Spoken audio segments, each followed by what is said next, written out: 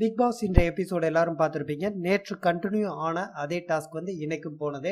NRI மற்றும் மதுரை இந்த 2 team இடையில போன டாஸ்க். இந்த டாஸ்க்ல வந்து எனக்கு உடன்பாடு இல்லை அப்படின்ட்டு சில சம்பவங்கள் சொல்லியிருந்தேன். ரெண்டாவது இந்த பேர் வச்சதும் எனக்கு உடன்பாடு இல்லை அப்படிங்கறத நேத்து நம்ம வந்து பேசியிருந்தோம். பாத்ரூம் போற கூட வந்து அவங்க சொல்லிட்டே போகணும், உள்ள ஒரு ஆள் வந்து வேடிக்கை பார்க்கறது, இது எல்லாமே வந்து கொஞ்சம் வரம்பு மீறிய செயலா தெரிஞ்சது. நேத்து ஆர்த்தி வந்து பாத்ரூம்குள்ள போய் பாடுறாங்களான்னு செக் பண்ணாங்க. இன்னைக்கு அதே வேலையை சுஜா பண்றாங்க. ஸோ இந்த மாதிரி காட்சிகள்லாம் தவிர்த்திருக்கலாம் அப்படிங்கிறத நான் நேத்தே வந்து சொல்லியிருந்தேன். இதை தாண்டி இன்னைக்கு எபிசோட்ல வந்து பாத்தீங்கன்னா நேற்றைய டாஸ்க்ல வந்து என்ஆர்ஐ டாமினேட் பண்ணிட்டு இருந்தாங்க. இன்று ஒரு குறிப்பிட்ட நேரத்துக்கு அப்புறம் மதுரை டீம் வந்து அதே டாமினேஷனுக்கு வந்தாங்க. இன்றைய நிகழ்ச்சி ஃபுல்லாவே இதே கோணத்துல தான் சென்றது.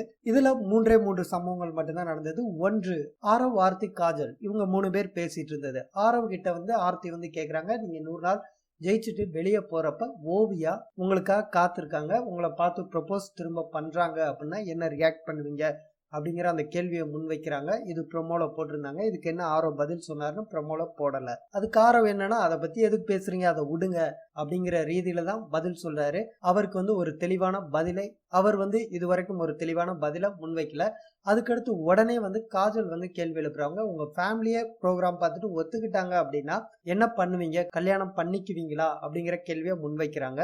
அதுக்கும் வந்து அதை பத்தி இப்ப எதுவுமே சொல்ல முடியாது, இந்த டாபிக் பேசுறத இதோட நிறுத்திக்கங்க அப்படின்னு சொல்லிட்டு முடிச்சிட்டாரு.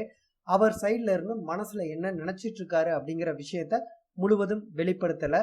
ஒண்ணு, ஓவியாவை முழுவதும் ஸ்கிப் பண்ண விருப்பப்படுறாரா, இல்ல ஓவியா கிட்ட வெளியே வந்து எதுனாலும் நம்ம பர்சனலா பேசிக்குவோம் நினைக்கிறாரா அப்படிங்கிறது அவர் எலிமினேட் ஆகி வெளியே வந்ததுக்கு அப்புறம் நடக்கக்கூடிய சம்பவங்கள்ல தான் நமக்கு தெரிய வரும். அதுக்கடுத்து வந்து பாத்தீங்கன்னா ஜூலி டைனிங் டேபிள்ல உட்காந்து எல்லாரும் பேசிட்டு இருக்கிறப்ப காஜல் வந்து கேக்குறாங்க, நீ வந்து அவனை குறுன்னு ஏன் பார்த்த அப்படிங்கிற அந்த கேள்வியை வந்து கேக்குறாங்க. அதுக்கு வந்து ஆரவை பார்த்தப்ப எனக்கு வந்து அப்பா ஃபீலிங் வந்துச்சு அப்படிங்கிறாங்க. ஏன்னா அவங்க அப்பா தம் அடிப்பாரா, அவர் கண்ணு ப்ரௌனா, அதனால ஆரவை பார்த்தோன்னே இவங்களுக்கு அப்பா ஃபீலிங் வந்துருச்சான் அப்படிங்கிற மாதிரி அவங்க வந்து ஒரு ரீசன் வந்து சொன்னாங்க. இந்த ரீசனை வந்து ஆர்த்தி அப்பா சாமி அப்படின்னு சொல்லிட்டு கிண்டல் அடிச்சுட்டு எந்திரிச்சு போனாங்க. அடுத்து ஜூலியும் வந்து டென்ஷன் ஆகி அவங்க எந்திரிச்சு வெளியே போனாங்க. வெளியே போனதுக்கு அப்புறம் திரும்ப ஆர்த்தி போயிட்டு ஜூலி கிட்ட கேக்குறாங்க, இன்ஃபாக்சுவேஷன் வர்றது எல்லாருக்கும் இயல்பு தான், அதை ஒத்துக்க ஏன் இப்படி மறைக்கிற, பொய் சொல்ற அப்படிங்கிற மாதிரி மீனிங்ல கேள்வி எழுப்புறாங்க. அதுக்கு வந்து ஜூலி வந்து இல்லவே இல்லை, நான் அவங்கிட்ட லவ் பண்றேன்னு ஒரு தடவை கூட சொன்னது இல்லை அப்படிங்கிறத திரும்ப அந்த வார்த்தையை பயன்படுத்தி அவங்க தரப்பு நியாயத்தை முன்வைக்கிறாங்க. அப்பயும் வந்து அவங்க சொல்றாங்க, எனக்கு பார்த்தா அப்பா ஃபீலிங் தான் ஆரோவை பார்த்தா வருது அப்படின்ட்டு சொல்றாங்க. அதே மாதிரி சில விஷயங்கள்லாம் குறிப்பிட்டு கேட்குறாங்க, எல்லாரையுமே அண்ணான்னு சொல்லியிருக்க, ஆரோவை மட்டும் நீ அண்ணான்னு சொன்னதில்லை அப்படிங்கிறதெல்லாம் குறிப்பிட்டு கேள்வி எழுப்புறாங்க. இல்லை, நான் ஆரோவையும் ஒரு டாஸ்க் அப்ப நான் அண்ணான்னு சொல்லியிருக்கேன் அப்படின்ட்டு அவங்க ஒரு 2-3 சம்பவங்களை கோடிட்டு காட்டுறாங்க.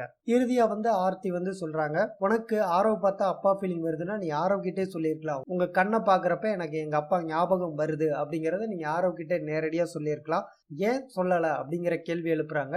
ஜூலி வந்து அப்படியே கொஞ்சம் தடுமாறுறாங்க. அதுக்கடுத்து இல்ல, நான் அப்படி எதுவுமே என் மனசுல கிடையாது அப்படிங்கிறத மீண்டும் அழுத்தமா பதிவு பண்றாங்க. அதோட ஆர்த்தி சரி ஓகே விட்டுரு அப்படின்ட்டு விட்டுறாங்க. இதுக்கடுத்து 3வது சம்பவம் ஜூலி, அதுக்கடுத்து சுஜா. இன்னைக்கு டாஸ்க் போயிட்டு இருக்கிறப்பே வந்து சுஜா வந்து ஜூலியை கட்டி பிடிச்சிட்டு, எனக்கு ஜூலியை வந்து பிடிக்காது, ஏன்னா வந்து நான் வெளியே பார்த்த வச்சு எனக்கு பிடிக்காது, இப்ப எப்படி வந்திருக்காங்கன்னு தெரியல, பேசி பழகுனாதான் தெரியும் அப்படிங்கிறத அவங்க மென்ஷன் பண்றாங்க.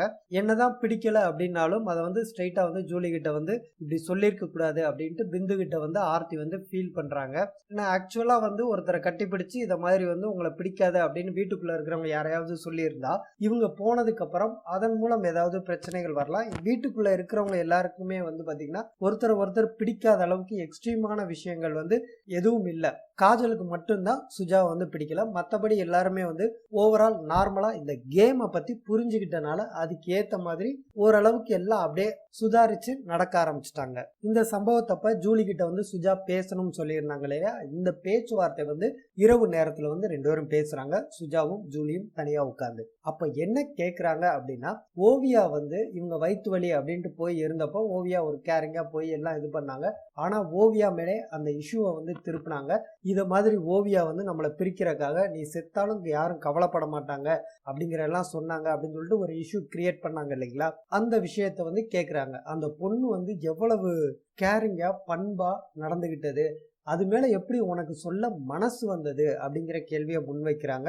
அதுக்கு வந்து ஜூலி வழக்கம் போல வந்து இந்த ஷோக்குள்ள இருந்தப்ப என்ன பதில் சொன்னாங்களோ அதே மாதிரி பூசி மொழி தான் சொல்றாங்க. இல்ல எனக்கு ஞாபகம் இருந்தது சொல்றேன், நான் வெளியே போய் இந்த எபிசோடு பார்க்கல அப்படி இப்படின்ட்டு சொல்றாங்க. சுஜா இடையில பேச முற்படுறப்ப பேசாதீங்க, நான் முதல்ல சொல்லி முடிச்சிடறேன் அப்படின்ட்டு டென்ஷனா சொல்றாங்க.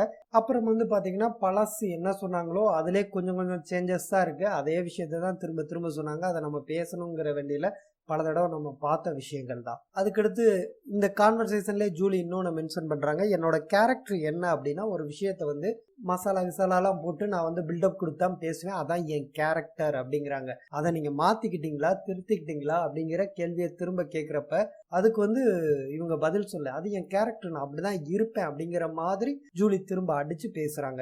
அதுக்கு அவங்க கொடுத்த ரீசன் வந்து உங்க அளவுக்குலாம் எனக்கு எக்ஸ்பீரியன்ஸ் கிடையாது, உங்க எக்ஸ்பீரியன்ஸ் வேற அப்படி இப்படிங்கிறாங்க. அதுக்கு அற்புதமான ஒரு உதாரணத்தை சுஜா சொல்றாங்க.